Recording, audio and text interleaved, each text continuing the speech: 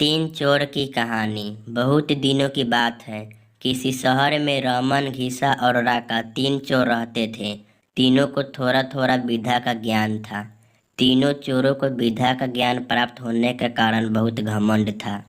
विद्या द्वारा तीनों चोर शहर में बड़े बड़े लोहे की तिजोरियों को तोड़ देते थे और बैंकों को लूट लिया करते थे।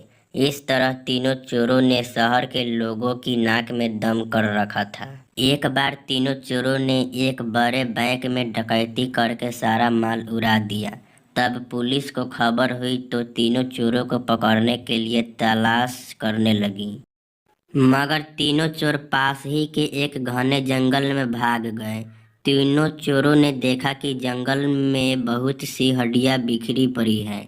रमन ने अनुमान लगाकर कहा, ये तो किसी शेर की हड्डियां हैं। मैं चाहूँ तो सभी हड्डियों को अपनी विधा के द्वारा जोड़ सकता हूँ।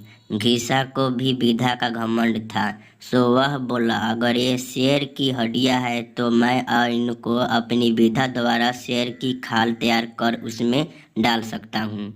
रमन और घिसा की बात सुनकर राका का भी घमंड उमड़ पड़ा और उसने कहा, तुम दोनों इतना काम कर सकते हो तो मैं भी अपनी विधा द्वारा उसमें प्राण डाल सकता हूँ। तीनों चोर अपनी विधा का प्रयोग करने लगे। कुछ देर बाद रमन ने सारी हड्डियों को जोड़ दिया और घिसा ने शेर की हूबहू जान डाल दी।